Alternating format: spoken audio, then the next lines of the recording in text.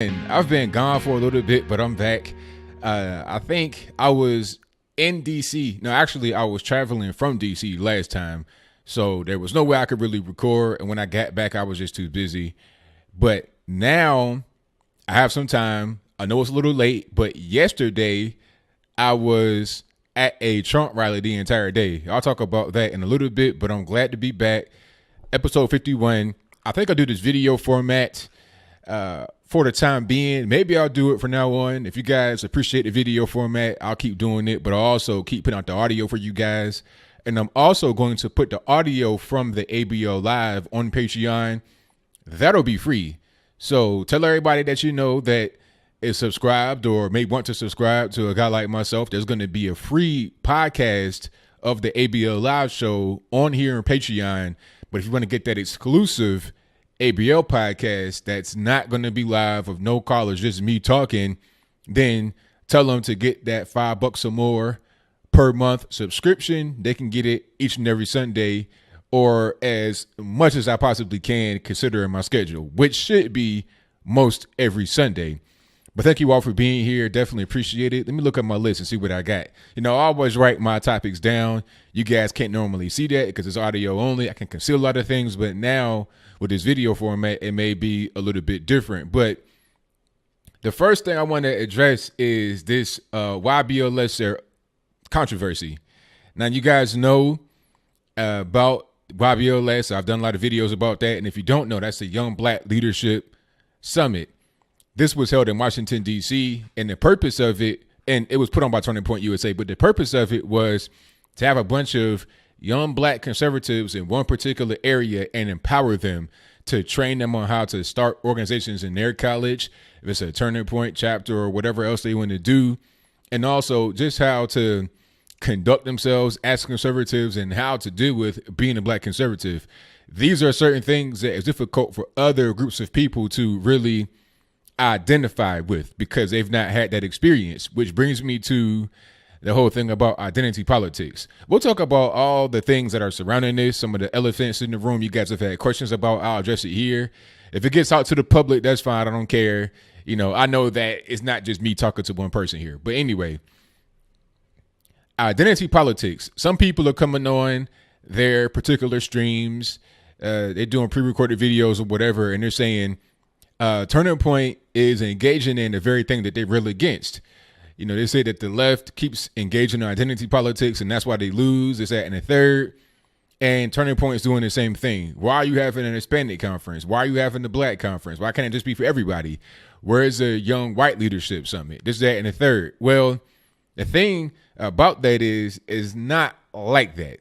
You know, I'm not just trying to cape for my friends over there at Turning Point. I'm not a member. I'm just an affiliate. Great guys and girls over there, people that you don't see. You know, everybody sees Charlie Kirk, they see Candace Owens, they see Brandon Tatum, but they don't really know who's behind the scenes. The whole squad they have over there are a bunch of great people. I'm really impressed with what they have going on. I went to Phoenix and I met with Charlie, Candace, Brandon, the whole squad. I was really impressed. You know, people are going to be skeptical about an organization that they're unfamiliar with. It's a bunch of young people, they're out there making waves and all this and that. It's going to be a little bit of skepticism, but when I went out there, I think it was really impressive. But to get back to it, it's not like that. What the left does with identity politics is they base everything they do on that. Everything has to be about identity. Nothing can be about anything else. It's okay to embrace identity, who you are or your particular experience. It's a different thing when you have to be a particular identity to do anything. As an example, we're talking about the presidency. The whole thing was about the first black president when they had Barack Obama. Now that he's not there, the left who have written that whole train about the first black this, first black that, now can't do anything without having to be the first this, the first that. So everything they do now is about identity. LGBTQIA, black rights, Hispanic rights, all this and that. Everything is about that. Whereas with Turning Point and the majority of the right, it's not like that. The Young Black Leadership Summit, in my opinion, was more about community outreach. Just trying to reach people who don't really feel accepted or potentially or particularly welcomed by Republicans. For whatever the reason may be. Maybe they have been told a thing that's untrue about racism. And they say, oh, well, conservatives are racist. They don't have my best interests at heart. So that may be kind of in the background, and we got to be able to break through that whole thing. So in order for us to do that, we have to be able to reach them where they are, have like-minded individuals who have been where they're going and who have been where they're at. A lot of us come from these black households. You got a certain type of experience. Nobody wants you to be conservative because of your race mostly, or you're black. How could you possibly support Donald Trump? When we put pictures of ourselves with the MAGA hats on social media, we instantly get death threats. We instantly get a bunch of racism from black folks. White folks don't really have that problem. You may have your auntie or something on Facebook contact you and say, Jimmy, how could you do this? But it's not this whole thing where it's like, I got to kill you because you are a white person with a MAGA hat on. That's not really what it is. You may get called racist. Now, I'm not trying to just poo-poo it like it's nothing. That's a very serious allegation for a white person to get labeled with. But it's different when you're a black person. You really don't get the racist thing. You get the I'm going to kill you because you're Uncle Tom thing. You're going to get the whole don't come to the family reunion. You got the whole I'm ashamed. The experience is different. And then also sometimes when you go through all of that and people abandon you, it's like all your friends and family. So you feel like you're alone with your feelings, which puts you in kind of this fence riding position. On one hand, you want to just be yourself, be a conservative, but on the other hand, you want friends. On the other hand, you want family. On the other hand, you want a community to be able to be involved with rather than just being a loner. You may be an extrovert type person, but after you come out as conservative, you can't be that anymore. So the purpose of the summit was to empower a lot of individuals like that, to show them that you're not alone. It's not just you. Don't feel like you're somehow just an odd person, a strange person, an unfit person to be able to lead your life. Understand that there are more out there just like you. So this whole identity politics comment comes from those who don't even understand what's going on, which is the purpose of the Young Black Leadership Summit. Somebody from the outside looking in that has not had that experience that I've described will look at it as identity politics, the same as what the left is doing. But those of us who are here in the black community or have had the quote unquote black experience, you're growing up black, your family's black, and everybody's pretty much on this whole I'm black and I'm proud, or I'm black, so X, Y, and Z is true. They're white, so X, Y, and Z is true. If you've had that particular upbringing, that lifestyle, you will understand what the purpose of this is more than others on the outside. Now, of course, when you have a lot of people that come from that kind of experience where it's a lot of hate going on, you had to kind of ride the fence to please your friends and family. When you come from that kind of life, you're going to have a lot of individuals that may be part of this who aren't quite on the train, not on the Trump train, not on the conservative train. They're still doubting their mind. It's been planted since they've been a child. And they're going to be struggling to get through that. So there wasn't any fights, really, no kind of dust ups, but there was some weird stuff going on. You got guys taping guys without their permission, putting out stuff on social media, people trying to start stuff. You got little infighting amongst little cliques that were there. Nothing really major, really small stuff. Overall, YBLS was positive. I mean, I've never seen a group of kids, you talking college age kids, have Bible study just randomly. 10, 15 kids. And the funny thing about it, or the great thing about it, I won't necessarily say it was funny, but the great thing about it was that there was a different group that was there, and I forget the name of the group, I'm sorry, but I met the people that were in charge of it. It was a Christian leadership group, and they had a summit in Washington, D.C. at the same time we did, and they were in the same hotel. I met them because I couldn't get down from upstairs for some reason.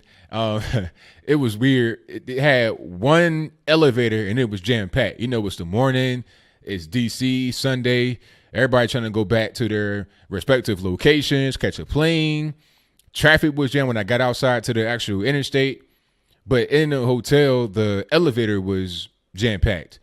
And people were just waiting there for minutes and minutes for one elevator to come and then they'd be packed. But anyway, a few of us decided to just leave the little foyer area where the elevator was and go take a walk to find the stairs, because it wasn't like right there. You had to go all the way around to the other side of the floor to get to the stairs. We went to one particular set of stairs, but that was a fire exit only. So we're walking, we get down, and we finally make it. Through this little process of finding some stairs and going down, we've bonded. So now we're talking about certain things. I have on my red MAGA hat. The lady says, I like your politics. And we get to talking about, where you from, why you here. And I told them why I was here. I'm part of the Young Black Leadership Summit. And then she said she was part of this Christian leadership group with her husband who was right there. And then I told her, I was like, hey, some of the guys from my group was having Bible study with some of the guys from your group, because they were talking about it the night before when I just happened to be in the lobby. It was this big group of people, all races, all backgrounds, just having Bible study. I never seen that from kids that were in college. When I was in college, that wasn't, nobody was talking about no Bible study. Everybody was just trying to go party, do whatever they wanted to do. Personally, I was always working, trying to get money. But the point is that overall, the experience was great. The kids were great. And those that weren't kids, those are my age or a little bit younger, everybody was great. But there were little dust-ups here and there. And a lot of it just came from people having their own ulterior motives. They come and trying to push their brand. They come with a little bit of ego, chip on the shoulder. People talking about, oh, nobody would have came to the event if it weren't for me. Lies, really, because if you have to say that, then it's probably not true. It's like the guys that say, I'm tough, I'm a goon. If you got to say all that, then it seems like you're trying to prove it to yourself or convince me or both. You don't really believe it to be true. The most true things can go unstated. The sun is big. It's in the sky. There's no need to keep saying that it's big as in the sky to prove it. I mean, anybody can see it. It's right there every day. We know what it is. But I digress. The whole point was that there are some people that came to the event who did not have the best interest of the group at heart, and that's okay. I'm not really worried about that too much. The event was great. They're going to have it every year, and there's going to be more turning point events like this. So I'm definitely ready to go ahead and get cracking with the whole situation. But I'm going to move on here and get to my next topic, which is my first Trump rally experience. Now, when I was at the YBLS, we had kind of a mini Trump rally in the East Room, and that was great. Smaller scale than what happened here.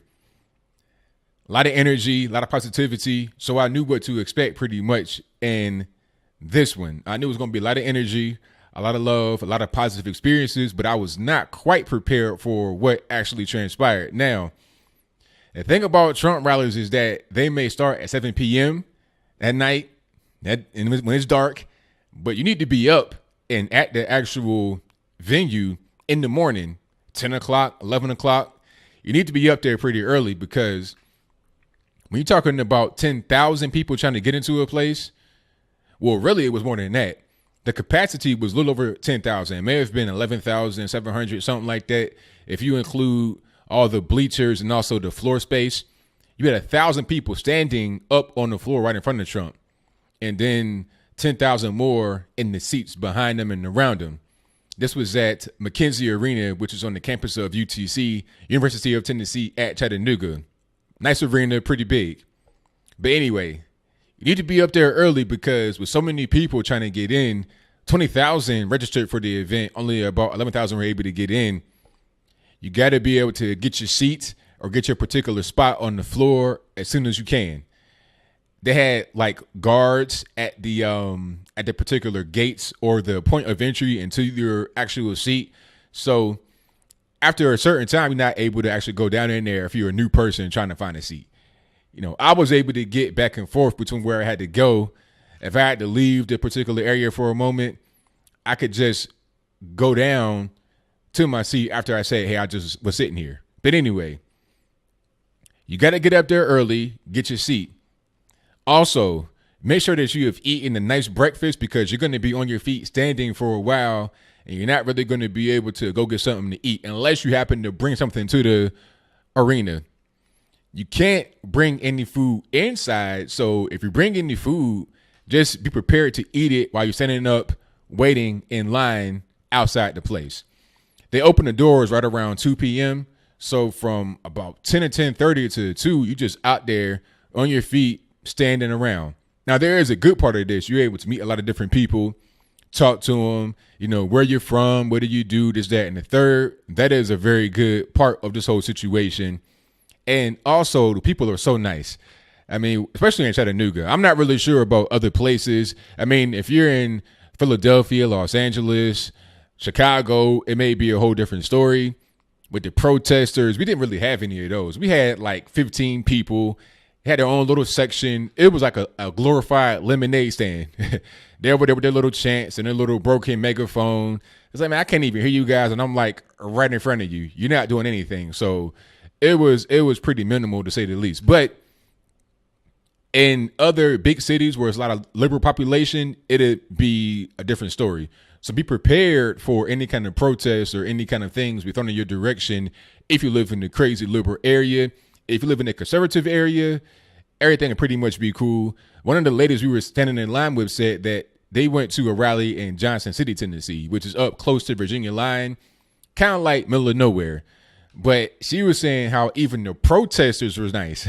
When they were leaving, they would say, "Bye now, we're praying for you." Just super nice people. That's what you're going to expect when you're in southern parts of the country, the Midwest and North. I'm not really sure. Maybe if you have a small town or something, it may be a little different. But the big cities, probably not so much. But anyway, in the rally, people were just passing food around. I mean, they're passing Arby's sandwiches. They're passing the little goldfish snacks, little candies, whatever, everything. It was a really giving type of environment. People that you talk to in line are all pretty cool. It doesn't really matter if you're gay, straight, or whatever. In that particular line, we're all kind of like one big family. I was joking to one of the guys. I was like, all I'm missing right now is a barbecue. Bring a barbecue out here. It can be a family reunion. That was the kind of vibe it was, a big family reunion with total strangers. And the reason why I was like that is because we all had kind of one common interest and one common accord, which was the fact that we all support Trump. We all support conservative values, and we all want the best for the country. And we're all about peace. Nobody was there trying to protest or do nothing crazy like that. Like I said, there was one little designated area for the protesters, and they were over there. Shout out to Chattanooga police and also maybe UTC police if they have them. They were great here. I saw no problems, no issues at all. Also, when you go to the rally, make sure you have cash money. Bring about $100 if you got it. And bring 20s and 10s because that's what you're going to pretty much pay in. You're going to have hat guys. I have this hat here. I got this from the rally. It was a hat guy walking around with hats like in his arm or something. I yelled out to him, hat guy, because he was kind of like off in the corner and I'm deeper in the line. He came in the line and said, hats $10. I was like, cool. Got myself one. Got my lady another one, red MAGA. I mean, it made sense. You can get it right there.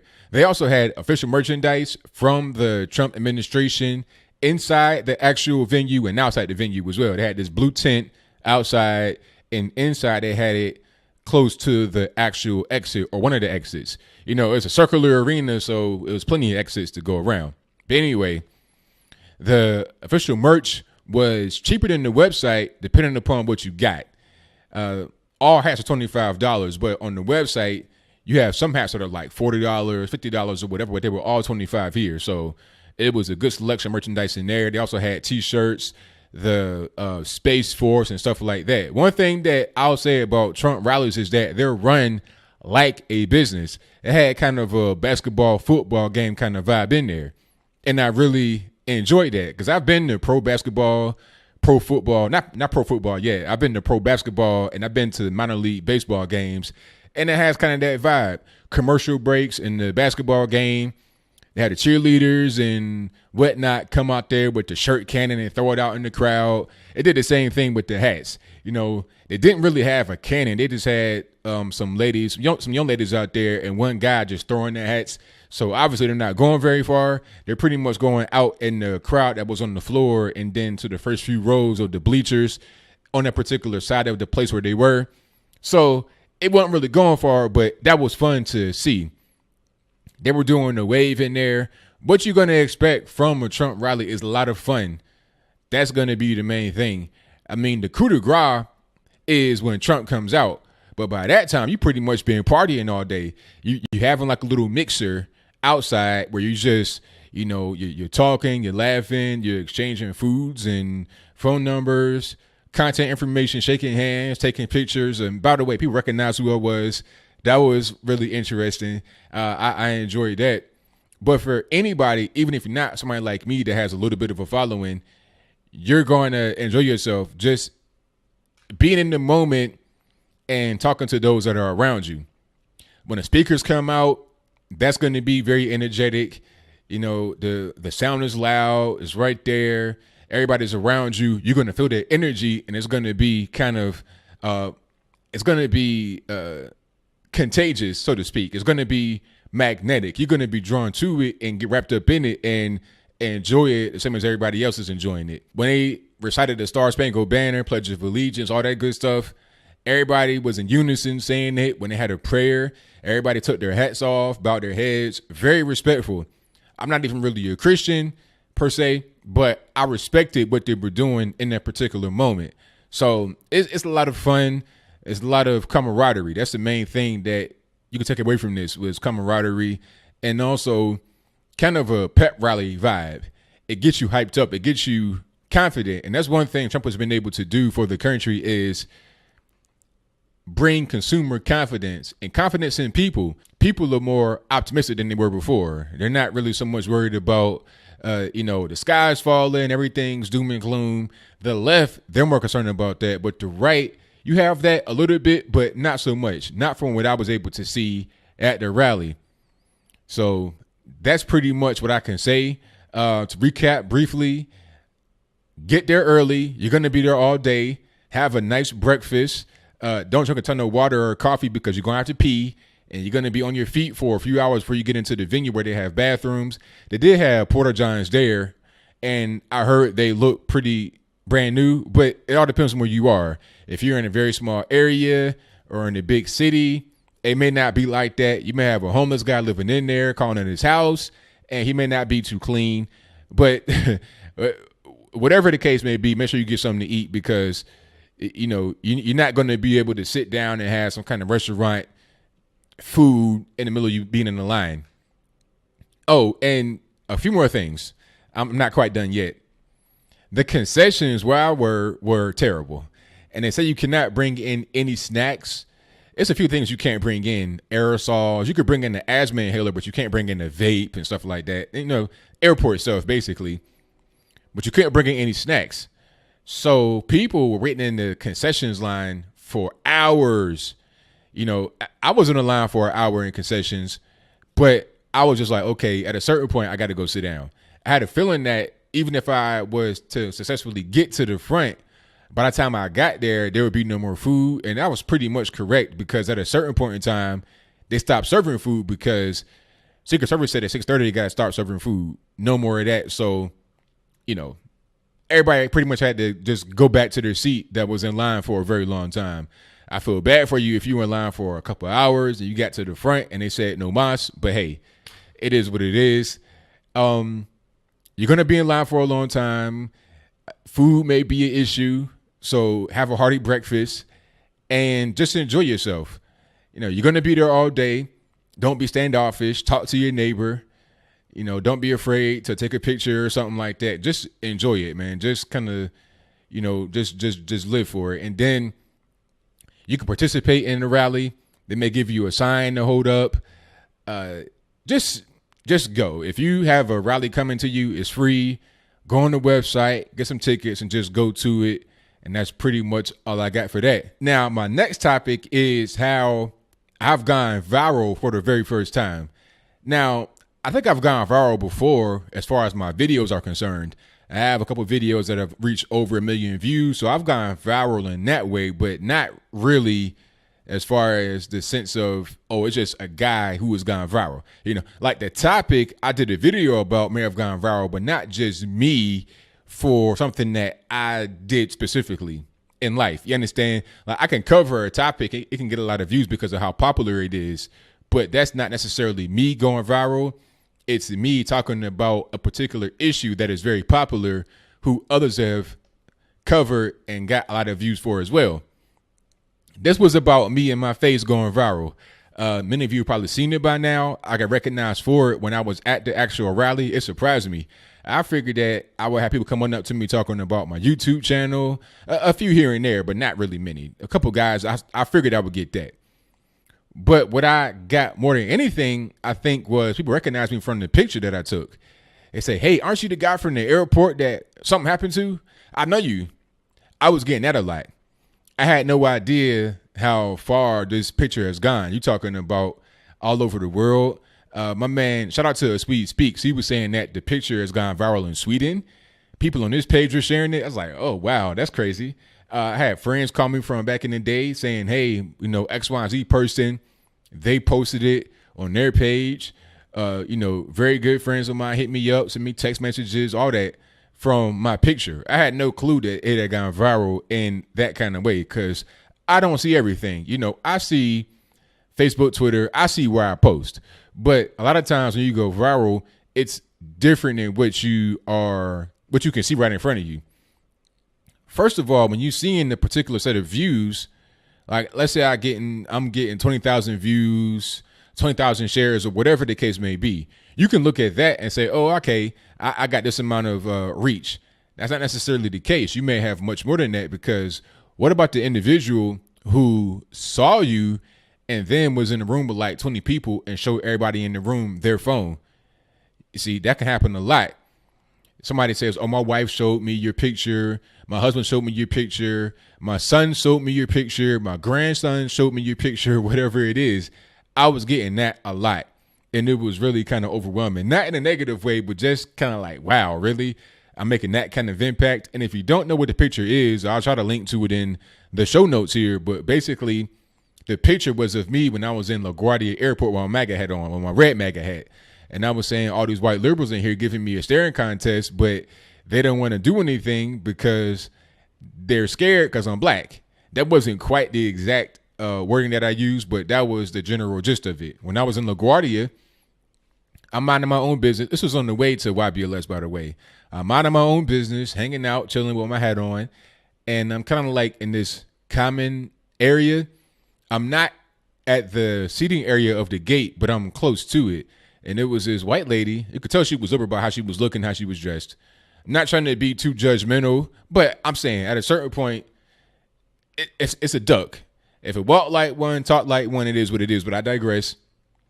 She was giving me this long stare like I was her lost puppy or something that would not come back home. It's like, you ever seen on Judge Judy or Judge Joe Brown or whatever, one of these judge shows, Judge Hatchet, where they bring in a dog that's part of a dispute.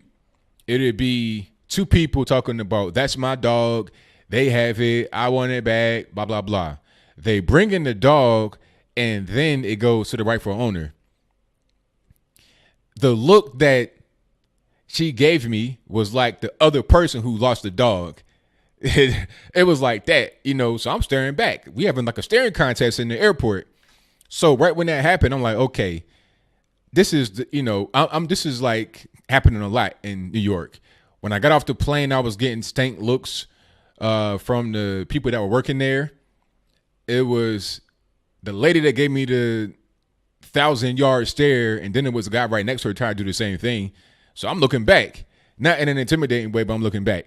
Anyway, I take a picture of myself right in that particular area where I was standing, where I was getting stared at, and I wrote what I wrote, and it went viral. It's really crazy. It's kind of a surreal thing to have happen, and it's even wilder when you get recognized for that out in public. People really see these things. So that's why I applaud Trump for using Twitter, for using social media. No other president really did that to this extent. Now, I understand social media is relatively young in its existence, but at the same time, Barack Obama could have done it. He didn't really do it. He would have just generic statements on social media. He is not a marketer like Trump is, which brings me back to the whole point I made about the rally I attended. It was like a well-marketed thing. well produced.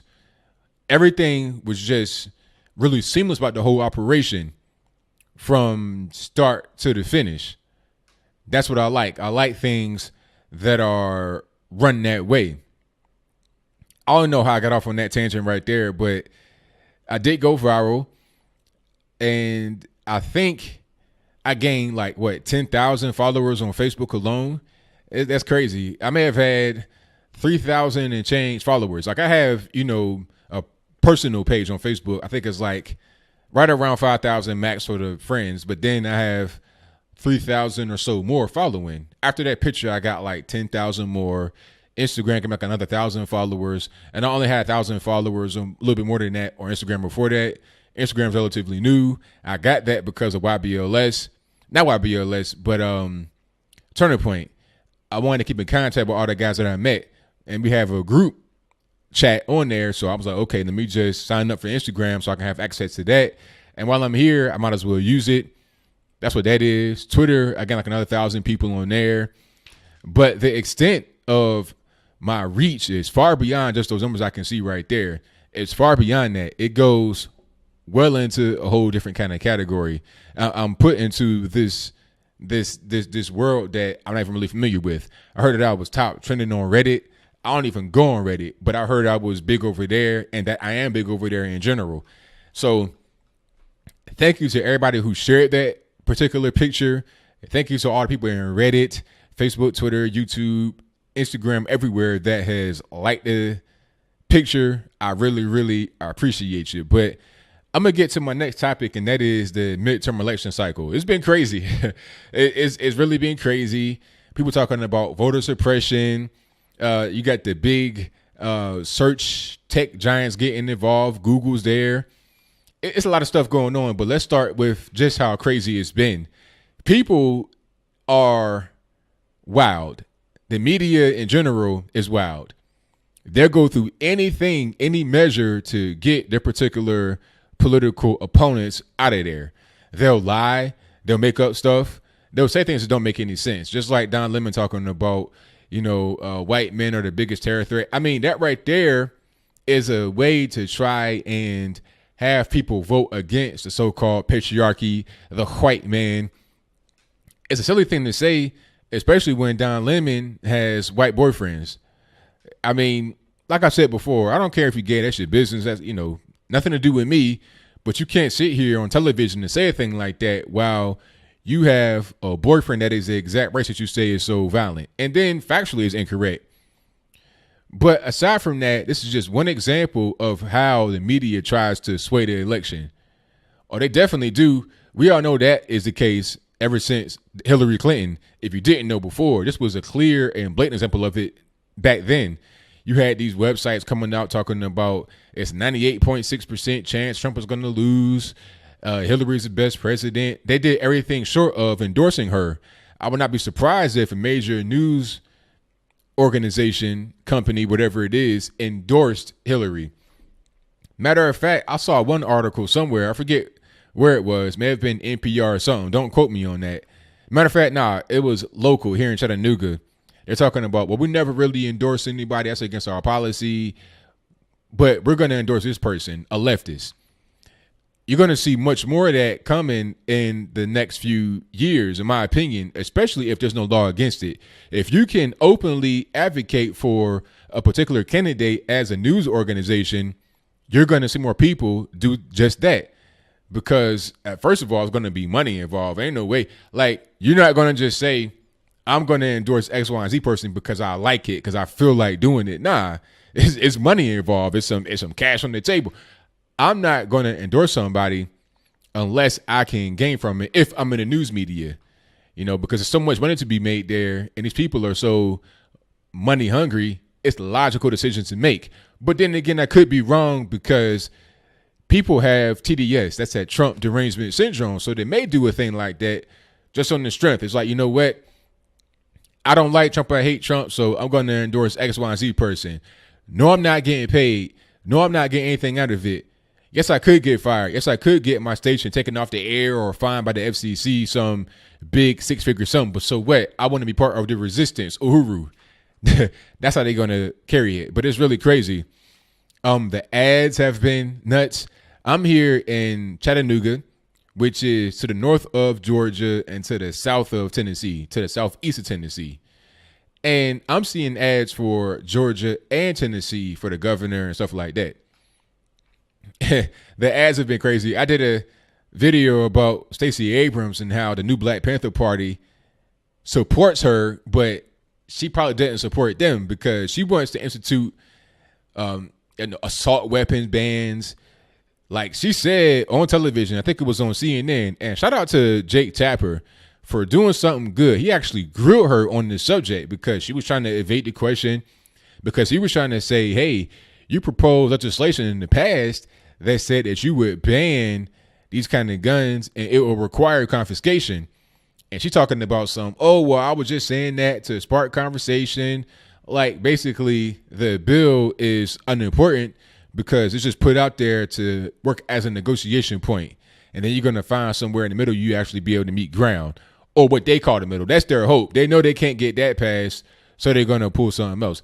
She should have just said that when he asked her, but you can't say that because that'll reveal your technique. And once people know that, they're just going to automatically think your first offer on the table is false, and it's going to be a starting point for negotiation, and they'll just go all the way down to the other spectrum rather than meeting you in the center. But I digress. But to get back to the ads, I'm here and I see all the ads. Now the ads have been crazy. The one about Stacey Abrams, she was referring to a Brian Kemp ad, which was hilarious. And again, I did that in my video. You'll see it there. But in the video, he was talking to this young man on his couch, and he had guns everywhere. He had guns like in little, like table holsters. That's the right word. He had a shotgun, old school shotgun in his hands, and he had guns. He had like a more modified rifle on the table. He had kind of like a little arsenal right there in his house, but it was very nice. Wood crafting around and stuff that was holding it was really nice. But anyway. You're talking to the young man about his daughters and politics in general. And then at a certain point, he, points the shotgun after he, puts it together. He points it at the boy and was like, we have a great understanding here. After he gave him this whole big speech about, I have daughters and respect them, this, that, and the third. She did an ad responding to that, talking about, and Brian Kemp had a gun and he pointed it at a child. In his ad, who does that? I'm like, really? Is that what we're gonna do? And a lot of the other ads, I think the craziest ads have been between Marsha Blackburn and Phil Bredesen for the Senate seat. Those have been wild. Everybody's saying everybody's lying. The tone of the ads are also funny. I come from a marketing background, so I see stuff like this, and I see the tone of the voice. Phil Bredesen is gonna take things back. 800 years, stuff like that. I'm like, all right, I'm not a Bredesen fan and I want to vote for Marsha Blackburn, but at a certain point, some of these ads are a little bit over the top, and that goes both ways. I will say that. People say, you don't criticize the right.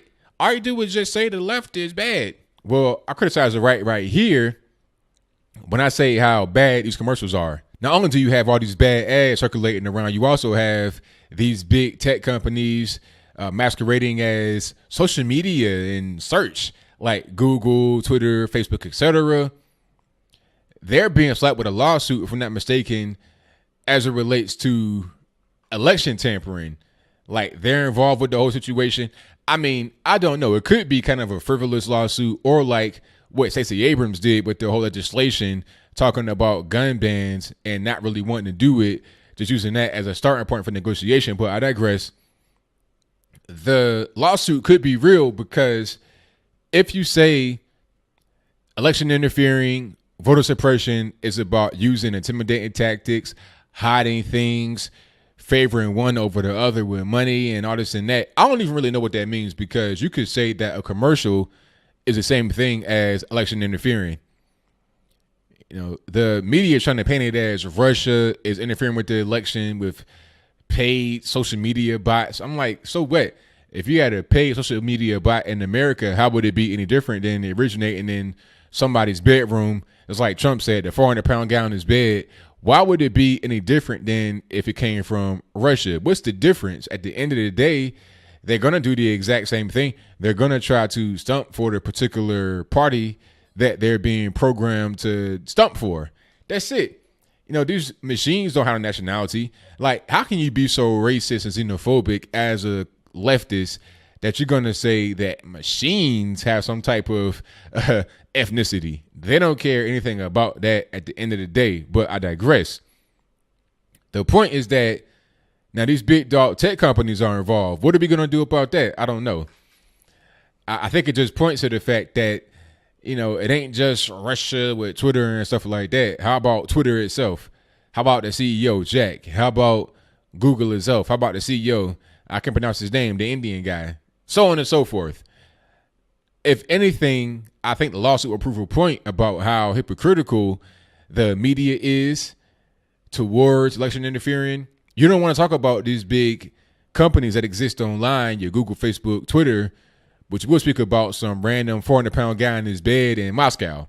But I'll move on to my next story, and that is, where do I get my news? Now, shout out to one of my subscribers who just emailed me right now, just before I did this podcast. I was trying to find one more topic to fill it up, and I got one. They asked me, where do I find my news? And I've been asked this question a lot, so I'll put it out here right now. And I may put some of these clips into a standalone video at a certain point, but for now, you guys are getting them right away early. I get news from everywhere. First of all, I don't like to watch cable news, but I will watch it. I watch NBC Nightly News every night, or as much as I can. And the reason why I do that is to see what the mainstream media is talking about.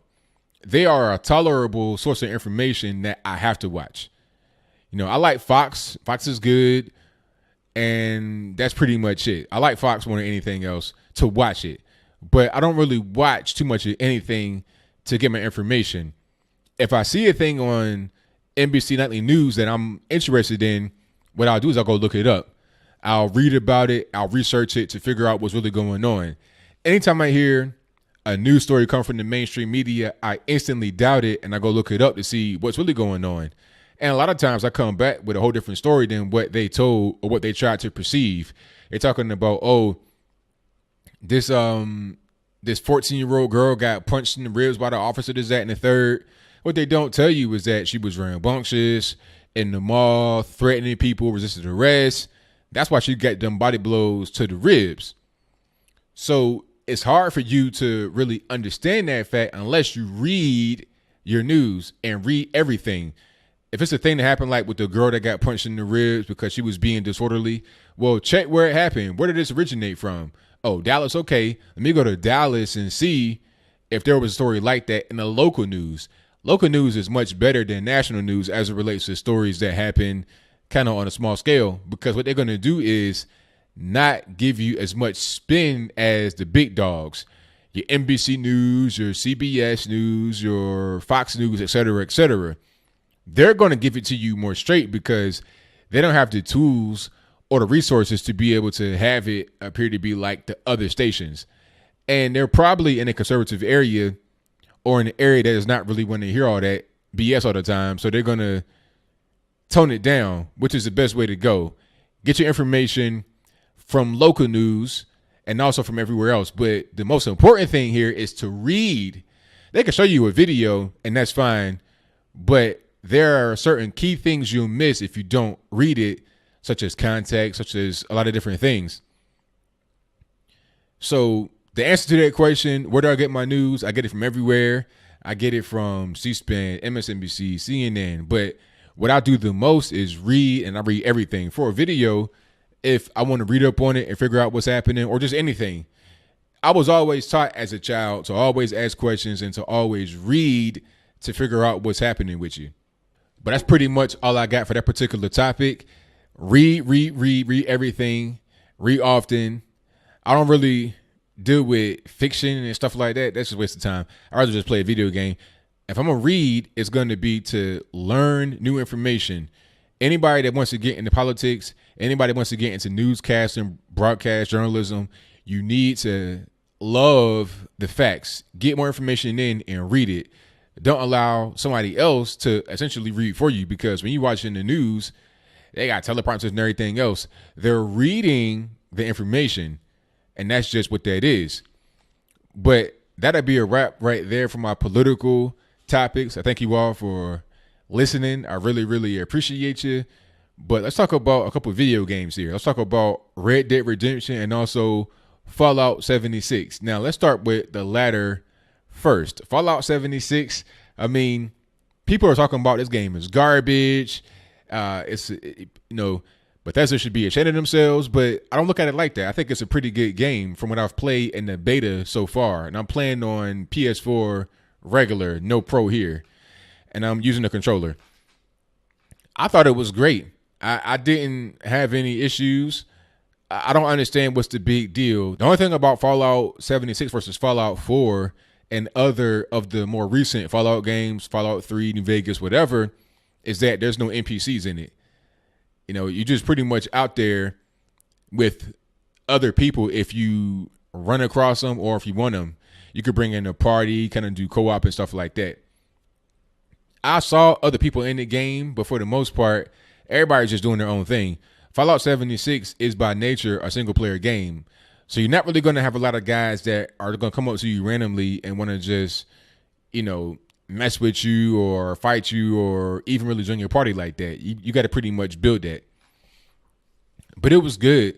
I'm kind of biased because they're in West Virginia, my birthplace, and I like that a lot. I was seeing some very familiar structures.